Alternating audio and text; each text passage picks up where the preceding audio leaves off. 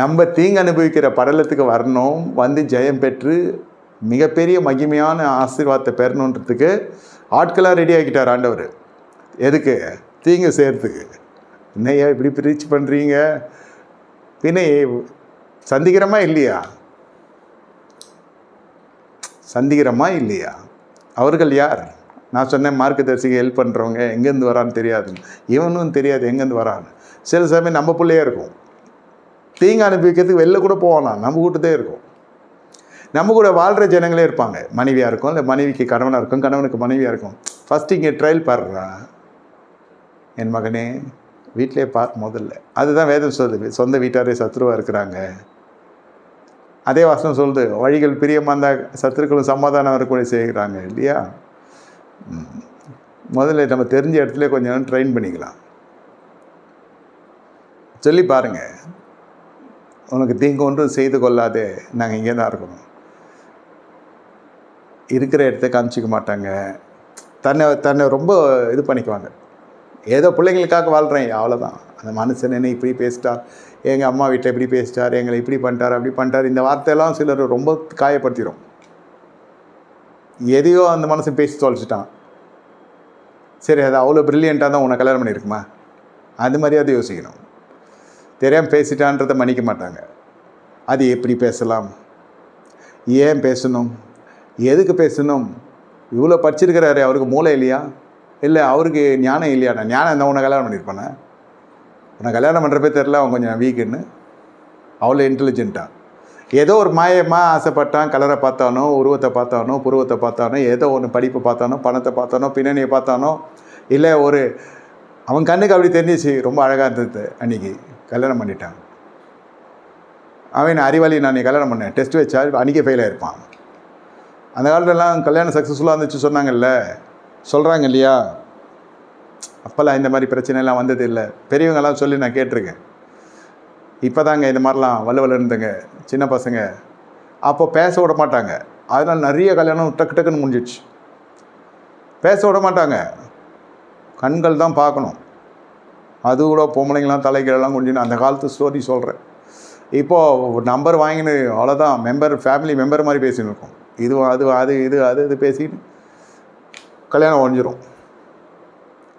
அப்போ பேசலை, கல்யாணங்களாக நிறைய ஃபிக்ஸ் ஆச்சு. இப்போ பேசி நிறைய கல்யாணங்கள் ஒழிஞ்சு போச்சு. அதில் ப்ராஸ் அண்ட் கான்ஸ் இருக்குது, அதில் நிறைய நலன்கள் தீமைகள், நன்மைகள் தீமைகள் இருக்குது, இல்லைன்னு சொல்ல. அப்போ காலம் வேறு, இப்போ நிறைய ஃப்ராடுங்கள் ஆகிடுச்சு. அப்போ வேறு மாதிரி ஃப்ராடுங்க இருந்தது. ஃப்ராடுங்கள் இருக்க தான் செய்யும், ரெண்டு பேர் தரத்தாரும் சொல்கிறோம். கல்யாணம் ஜெயிக்கணும்னு பேசுனா எனக்கு தோற்றுருவோம் இல்லையா? பேசுகிறாங்க ஃபோனில், மணிக்கணக்காக பேசுகிறாங்க, நீ சாப்பிட்டியா நான் சாப்பிட்டியான்னு. கல்யாணம் ஜெயிக்கணும்னு நினச்சி அவன் பேசினான்னா நம்ம தோற்றுரும். ஒரு புருஷன், ஒரு கன்னிகை, ஒரு வாலிபன் பேசுகிறாங்க. அந்த மனுஷன் நினச்சிட்டான், அந்த மணமகன் நினச்சிட்டான், கல்யாணம் பண்ண இவளை அதுக்கேற்ற மாதிரி பேச போகிறான். அந்த மாதிரி நினைக்குது, இவர் பேசுறதை வச்சு இவருக்கு மார்க் போடலான்னு, மார்க் வாங்குற மாதிரி பேச போகிறான்.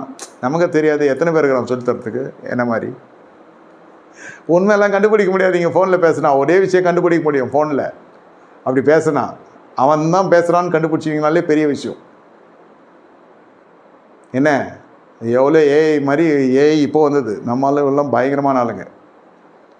ஒரே விஷயம் கண்டுபிடிக்கிறதுனா எதுக்கு அந்த மாதிரி பேசணுன்னா, அவன் நல்லா திக்குவாயா பேசக்கூடியவனா, காது கேட்குதா, நம்ம ஒன்று சொல்ல அவன் ஒன்று சொல்லக்கூடாது. காது இஎன்டி ப்ராப்ளம் இருக்குதா இல்லையான்னு ஒட்டி தான் பார்க்க முடியும் அதிகபட்சமாக. அது கூட அந்த அனதர் எண்டில் வந்து அவன் தான் பேசுகிறானான்றதை பொறுத்து இருக்குது. அதிலே ஆள் மாறாட்டம் என்ன பண்ணுறது? இதெல்லாம் ஃபேக்ட்டு. நம்ம சொல்கிறது பேசிக்கிறேன்னா அது அவன் அது ஃபேஷன் ஆகிடுச்சு, பேசிக்கலாம், தப்பு இல்லை. நீ என்ன படித்தேன், நான் என்ன படித்தேன் நான் சொல்லுவானா? நீ எவ்வளோ மார்க் எடுத்தேன்னு கேட்டு பாருங்கள். நீங்கள் எவ்வளோ மார்க் எடுத்தீங்கன்னா, கோல்டு மெடல்லாம் நானே சொல்லியிருக்கேன். கோல்டு மெடல்லாம் சொல்லாதடா, பார்த்து பேசு, அளந்து பேசு, பாயை விட்டு மாட்டிக்காதேன்னு. கோல்டு மெடலாக அதுதான் பெரிய பொய். ஃபெயில் ஆகிருந்தால் கூட ஒரு ஆவரேஜாக எதுனா சொல்லுவான். அவ்வளோலாம் இல்லை, ஆவரேஜ் மார்க் தான். மார்க்கு கேட்டால் உண்மை தான் வருமா? இல்லை ஜெராக்ஸ் எடுத்து எனக்கு பிடிஎஃப்பில் அனுப்புன்னு சொன்னால் அனுப்பணும், அது கரெக்டாக அனுப்பிடுவான். உள்ளே எதனா பண்ணி அனுப்பிச்சிடலாம். பேப்பராக காமிச்சா கரெக்ட் பண்ணிடலாம். வாயின் வார்த்தைகள் மாறிடும். பேப்பரில் ஒன்று இருக்கும், வாயில் ஒன்று இருக்கும், மாட்டிக்குவான். கண்டுபிடிச்சேன் போலீஸ்கார வேலைக்கு வந்துக்கிற நீ பிள்ளைய கல்யாணம் பண்ண வந்தியா, நீ பொண்ணை கல்யாணம் பண்ண வந்தியா, வேறு என்னத்துக்கு வந்த? அந்த இன்வெஸ்டிகேஷன் மைண்ட் செட்டிலலாம் போனாலாம் உருப்படாது. அதனால தான் நிறைய கல்யாணம் இல்லாமல் ஸ்டே டுகெதர் இப்போ தான் அதிகமாகிடுச்சு. அப்போ ஸ்டே டுகெதர் இல்லை, கல்யாணம் பண்ணிட்டோன்னு ஸ்டே டுகெதராக இருப்பாங்க. அப்போ இருந்த கல்யாணத்துக்கு இப்போ இருக்கிற கல்யாணத்துக்கு இருக்கிற வித்தியாசம் சொல்கிறேன். தீங்கு அனுபவினா நமக்குன்னு இருக்கிறாங்க ஆட்கள், நம்ம வீட்டாரே இருப்பாங்க, அவங்ககிட்ட கொஞ்சம் அன்பாக அது நடக்குமான்னு பாருங்க. வெளியிலலாம் அடுத்தடுத்த ஸ்டேஜ் தான், பக்கத்து வீட்டில், எதிர் வீட்டில், பின்னாடி வீட்டில், சைடு வீட்டில். சமுதாயத்தில் வந்து விடிஞ்சதுக்கப்புறம் நடக்கலாம், பாராத்தில் நடக்கும் வீட்டில். இதை கற்றுக்கிட்டிங்கன்னா குடும்ப சண்டை வராது. அந்த குடும்ப சண்டை வந்தோன்னா உங்களுக்குன்னு ஒரு தீர்க்கதரிசி வருவான், உனக்கு மாமியார் மந்திரம் பண்ணிட்டா, அது ஏற்கனவே பொத்தி எரியுது, புகஞ்சு தள்ளுது. நான் நினச்சி அப்படியே பிரதர் சொல்லிட்டாருன்னும், அவர் ஒரு தீர்க்கதரிசினும், ஒன்றும் இல்லை ஜவ்வரிசி, தீர்க்கதரிசி, பச்சரிசி. எந்த வீட்லேயுமே மாமியார் மருமகள் ஆகாதியா? அது எப்படி பொண்ணு மாதிரி ஆகும்? அது பொண்ணு மாதிரி தான் பார்க்கும். இது எல்லாம் வந்து யாரும் உரைச்சியெல்லாம் வர வேண்டியதெல்லாம் இல்லை, நுரைச்சி தான் போகும் கடைசியில்.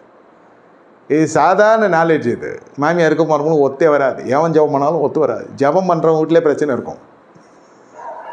இது நடைமுறையா? இது மாற்ற முடியாது. தேசமே ரசிக்கப்பட்ட கூட இதுங்க வந்து மாறாது.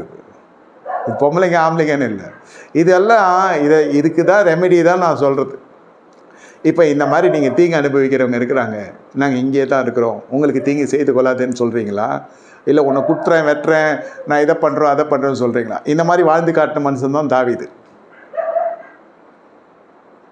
இந்த பக்கம் அபிஷேகம் பண்ணப்பட்ட மனுஷன்றது ஒரு பக்கம் இருந்தாலும் மாமனார் இல்லையா? கஷ்டம் தானே.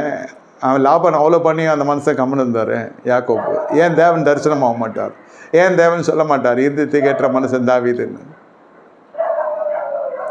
நம்மளுக்கு கொடுக்குற ஒரு முறைகள் முள்ளா இருக்கிறத அப்படியே மகுடமாக மாற்றிக்கணும்னு சொல்ல வரேன் நான்.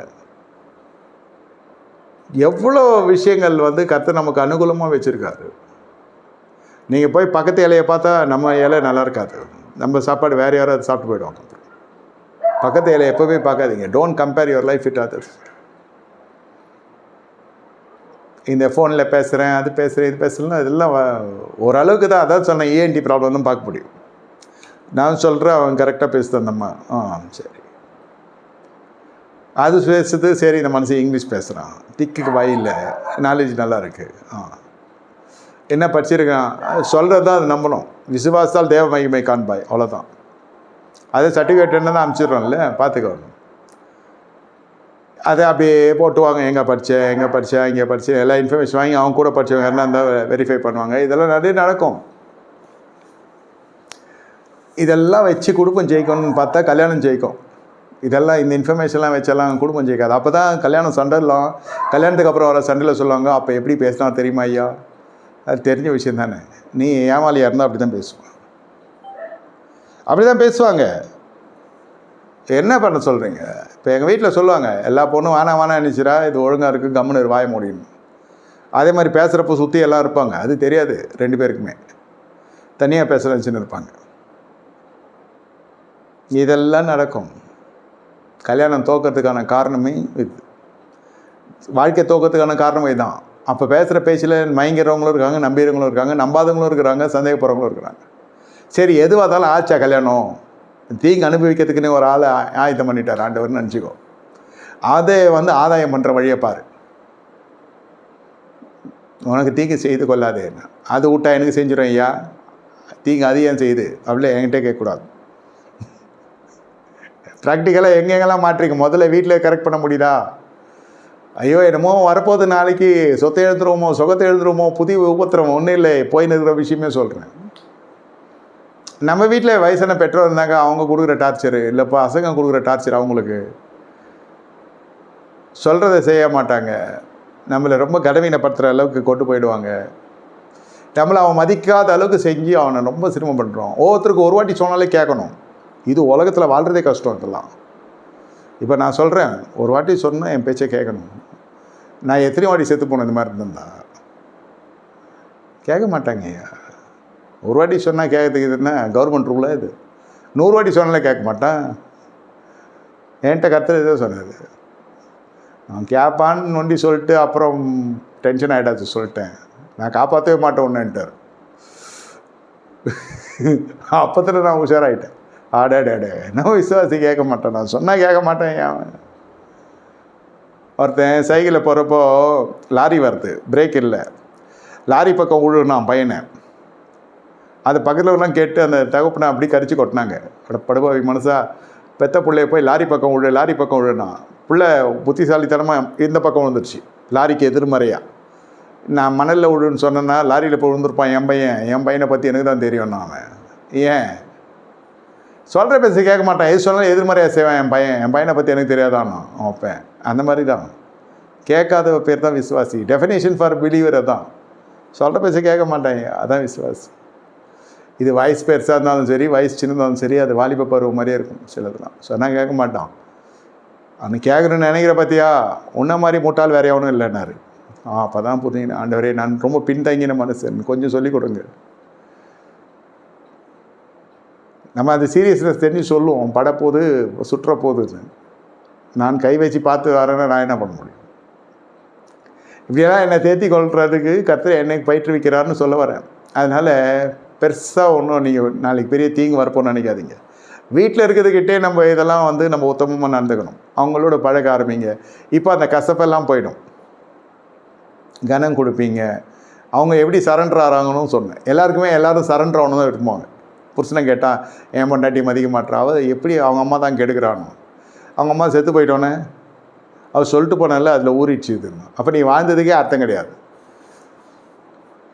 அதே மாதிரி தான் அந்த அம்மாவும் சொல்லும், அவங்க அம்மா சொல்லி கொடுத்து அது கல்யாணமே பண்ணியிருக்க மாட்டேன் பிள்ளைக்கு. அப்புறம் எதுக்கு உன்னை கல்யாணம் கட்டணும்? கல்யாணமே பண்ணாமல் வச்சுருக்கோம் இல்லையா அவங்க அம்மா. அது இவங்க அம்மா சொல்லி கொடுத்துருப்பாங்க. அது சொன்னால் அது அம்மா ஒத்துக்குமா? அருள் பாஸ்ட்டு கூட்டத்துக்கு போகாதன்னும், அருள் பாஸ்ட்டை பேசாதன்னும், இந்த மாதிரி தான் சொல்லணும். இன்னொருத்தர் சொன்னான், ஃபோன் ரொம்ப பேசினா காதெல்லாம் அப்படியே சூடாகிடும், உங்களுக்கு இயற்கையில் கெமிக்கல் இம்பேலன்ஸ் ஆகிடும். இன்னும் அதுக்கு அந்த புருஷன் சொல்கிறான், எங்கள் வீட்டில் நடக்கிற மேட்டர்லாம் அவங்க அம்மா கேட்கலாம், அவங்க அம்மாவுக்கு தலையை வச்சுருவேன். ஏன் போனால் போகுது ஃபோனு, போனால் போகுது காது, தலையை வச்சுச்சுன்னா அவ்வளோதான். இந்த விஷயம்லாம் கேட்கலாம், அதுக்கு தலை வச்சுருவேன் என் மாமியாருக்குன்னு. இல்லை எதுக்கு சொல்கிறேன்னா, இதெல்லாம் வாழ்க்கையில் நம்ம கடந்து வர விஷயம். இதெல்லாம் நம்ம இனிமையாக எடுத்துகிட்டு போகணுமே தவிர இதெல்லாம் கசப்பாக எடுத்துக்கூடாது. இதெல்லாம் ஒரு சந்தோஷமாக எடுத்துக்கணும். எது மாமியாரா அப்படின்லாம் எடுத்துக்கொள்ளக்கூடாது. நமக்கு வச்சுருக்காரு கர்த்தர், தீங்கு அனுபவிக்கிறதுக்குன்னே வச்சுருக்காரு. அது கரெக்டாக எப்படி சரண்டரான் அவன், எப்படி சரண்டர் பண்ண வச்சார் பவுல். இந்த அபிஷேகம்தான் அந்த ஞானத்தை கொடுத்தது. அந்த பேய் ஓட்டுற அபிஷேகம் எல்லாரோடைய கவனம் ஈர்க்கும். ஆனால் இது கர்த்தருடைய கவனத்தை ஈர்த்தது. ஒரே நைட்டில் ஃபுல் ஃபேமிலி சரண்டர்.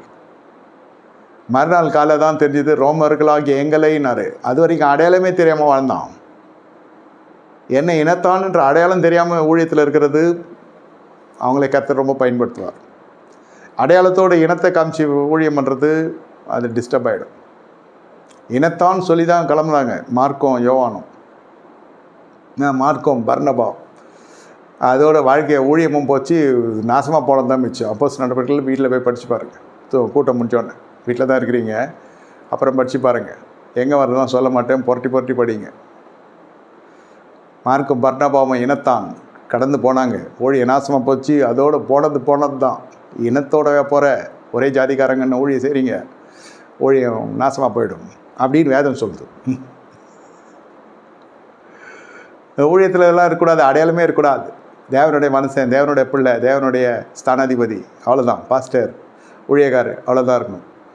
அதுக்கு பின்னாடி எல்லாம் இருந்துச்சுன்னா அப்புறம் நல்லா இருக்காது. கண்களை மூடி கர்த்தரை நோக்கி பார்ப்போமா? தீங்கு அனுபவிக்கணும் ஈஸி தான். கர்த்தர் நமக்கு திராணி மிஞ்சி சோதிக்காத தேவன். ரொம்ப ஈஸியான விஷயமாக தான் நான் உங்களுக்கு எடுத்து சொல்லியிருக்கேன். தீங்கு அனுப்பினா பயப்படாதீங்க. எல்லாத்தையும் இழந்துருவோமோ, உயிர் சேதம் வந்துடுமோ, இல்லை இருக்கிறத ரெடி பண்ணிக்கோங்க. அதை இருக்கிற பகைமையை முறிச்சிக்கோங்க. அதுதான் தீங்கு அனுபவிக்கிறதுன்றதுக்கு இதுதான். நல்ல போர்ஷகனாக இருக்கணும். இது பெரிய டாபிக், 3 நாள் பேசலாம்.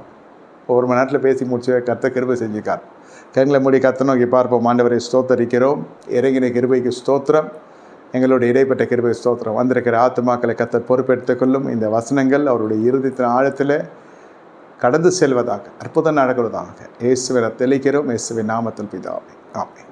என் ஆத்மாவே கர்த்தரை ஸ்தோத்திரி, முழு நாமத்தை ஸ்தோத்திரி, ஆத்மாவே கர்த்தரை ஸ்தோத்திரி, கர்த்தர் செய்த சகல உபகாரம் மறவாது. கர்த்தராகிய இயேசு கிறிஸ்துவின் கிருபையும் கிருதாக தேவனுடைய அன்பும் பரிசுத்த ஐக்கியம் நம்ம நேரோடு சதாகாலம் சொல்லப்போடு இருப்பதாக. ஆமென். நன்றி, வணக்கம். போய் வாருங்கள். கர்த்தர் உங்களை ஆசீர்வதிப்பார். நாளை கழித்து குடும்ப ஆசீர்வாத கூடுகை இருக்கிறது. நன்றி.